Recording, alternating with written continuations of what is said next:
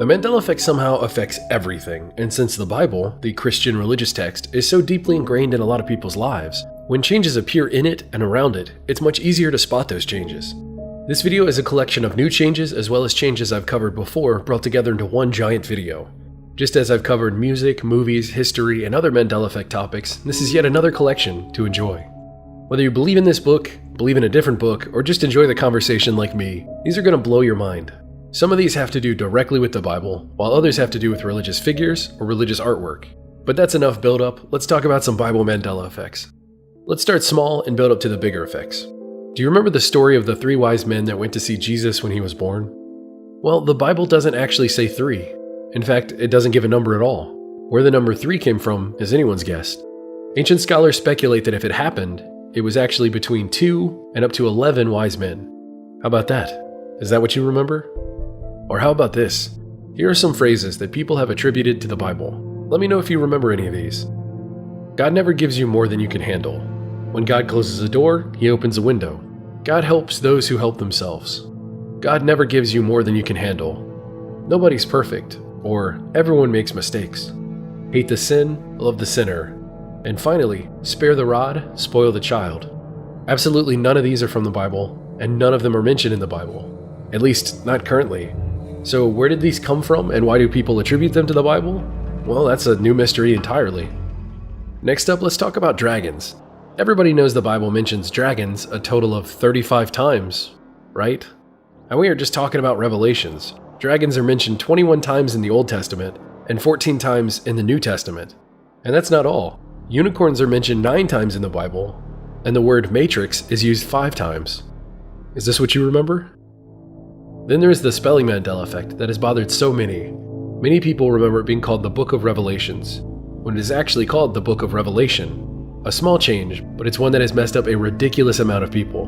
Another effect is the creation of Adam, a gorgeous painting by Michelangelo on the Sistine Chapel ceiling. I'm sure most of you remember this one. It's the image of Adam reaching up his hand to God as God reaches down his finger to Adam. Except now that isn't actually how it looks.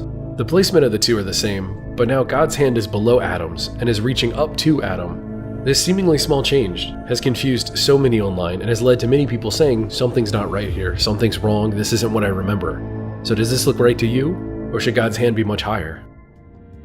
Up next are 6 previously covered Bible Mandela effects I've talked about over the years with updated edits and visuals. Please enjoy and be sure to stay tuned until the end for one more Bible Mandela effect that I've never talked about before. Today, we're looking at the classic lion and lamb quote. If you didn't already know, this Mandela effect comes from the Bible in the book Isaiah 11:6, and it says some variation of the lion will lie with the lamb, or the lion will dwell with the lamb, but apparently it has never said that. Ever. Instead of lion, it now says wolf. Does that sound right to you? The wolf will lie with the lamb, or the wolf will dwell with the lamb. This Mandela effect has been talked about to death, so there isn't much more that I can add to the conversation. But what I can add is this amazing residue from the 1960s. Apparently this weird Mandela effect stuff was noticed all the way back then, but obviously it didn't have that name yet. Found by user Resplendent Amore, here is an article from November 2nd, 1963 that details the quest for what happened to this Bible verse. Where did it go? Why did it change? How the search started and why it's so troubling for everyone. It's a really fascinating read and I'll have it linked in the description below. You certainly don't have to read it, but it's neat to see the Mandela effect confuse minds even back then. But that's not all. There's another old newspaper article from January 11th, 1911, detailing how this verse isn't in the Bible despite everyone thinking it is. It's amazing how this incorrect detail that could be solved in minutes has somehow permeated for at least 110 years without ever being corrected.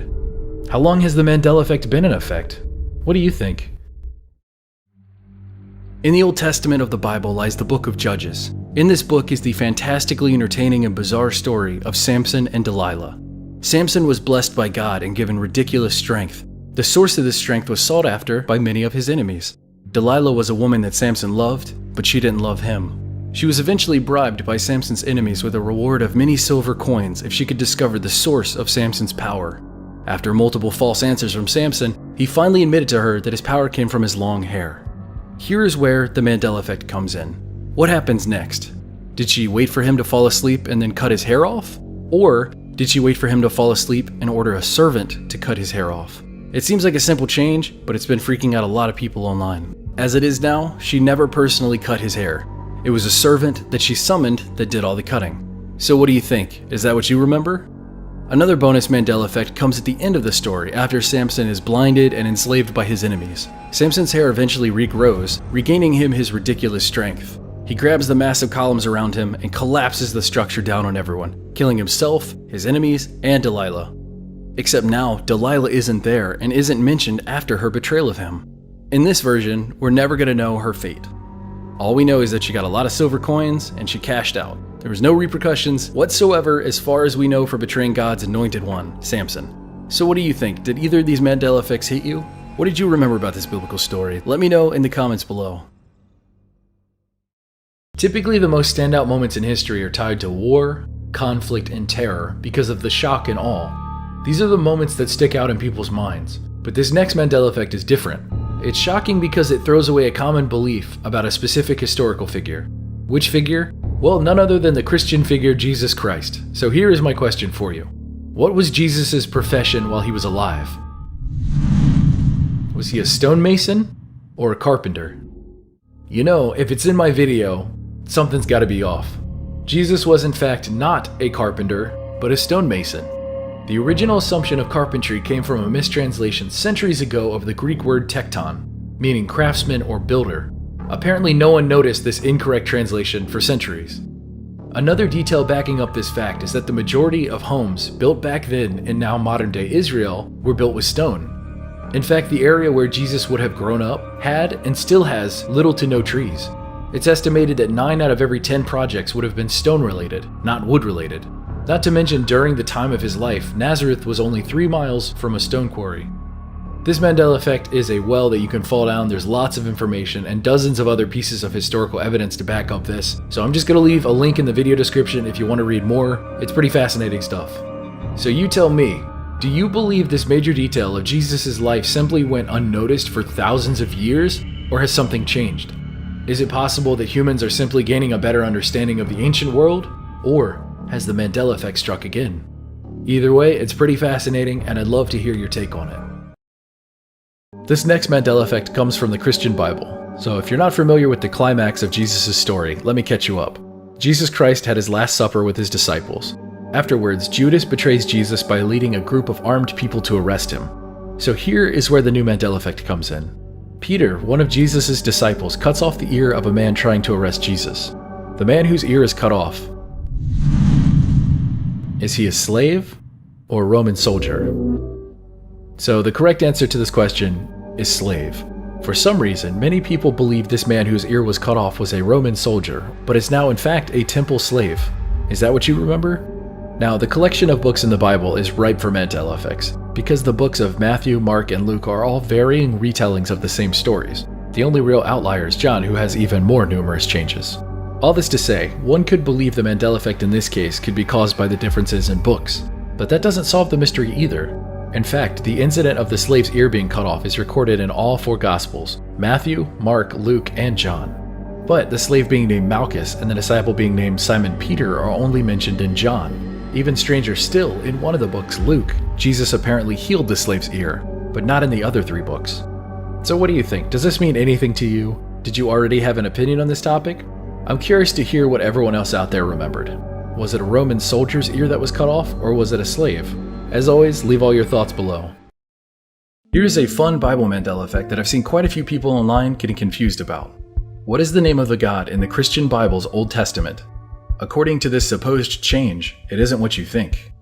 The verse in question comes from the Old Testament book of Exodus, chapter 34, verse 14. Finish this quote if you know it.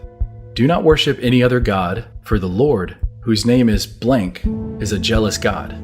Some of you might think it's God, or Yahweh, or some other variation of the biblical God's name. But you'd be wrong. The name that has tons of people confused and arguing over is jealous. The God of the Bible's name is now apparently jealous. How about that? The full verse goes, do not worship any other God, for the Lord, whose name is jealous, is a jealous God. So digging deeper, I looked into other translations to see if it was a mistranslation, and nope, all of them say something similar. The oldest version that I could find, the King James Version, says, "For thou shalt worship no other God, for the Lord, whose name is jealous, is a jealous God." It's pretty weird. Either jealous was always his name and nobody really noticed it, or something changed. So let's go deeper and older. I went all the way back to the Torah, which is the Jewish holy text. Now the Torah is the first 5 books of the Christian Old Testament, so let's see what it says. When translated to English, it reads, "For you shall not prostrate yourself before another God, because the Lord, whose name is Jealous One, is a jealous God." One last interesting thing before we move on. If you look up names of God in Christianity on Wikipedia and look at the edits, you can see that jealous was not always on this page. In fact, it was added December 21st, 2017. So what do you think about this? I don't have an opinion on this either way, but I find the confusion and the debate to be pretty interesting. So anyone out there that is religious in this way, do you remember jealous being your God's name? Let me hear it in the comments below. In the New Testament of the Bible, there is something called the Book of Revelation. Within this confusing and horrifying book, there are descriptions of the 4 horsemen of the apocalypse. I know we're going dark with this last one. A chapter within the Book of Revelation tells of a book in God's hand that is sealed with 7 seals. The first 4 of those 7 seals summon the 4 horsemen, each on a different horse. One white, one red, one black, and one pale. These creatures are believed by some to bring about the end of the earth. Spooky stuff. Even if you're unfamiliar with the Bible, the names of these horsemen are fairly common knowledge. So who are the 4 horsemen of the apocalypse? There is war, plague, famine, and blank. Is it pestilence or is it conquest?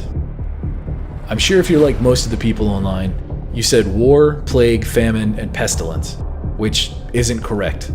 Another name people remembered is death, which isn't a horseman either. The correct answer is conquest, war, plague, and famine.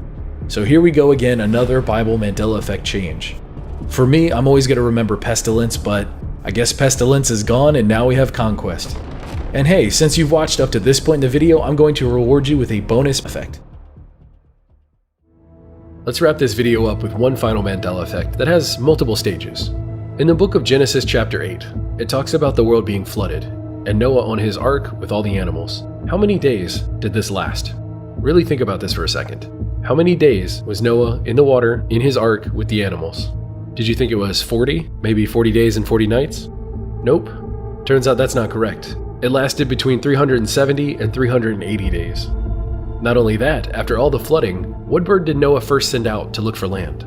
Really think about it for a second. I know a lot of people probably said dove. Then you're incorrect. Noah actually sent out a raven first, then a dove, and then that dove came back. He waited 7 days, and then he sent another dove out that came back with an olive leaf. Then Noah waited 7 more days, and he sent out another dove that didn't come back.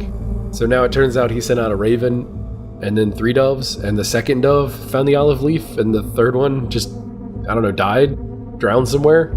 It's very confusing. So let me know, is this what you remember? Is this how the story goes in your mind? If not, let me hear it in the comments. And remember, never stop searching.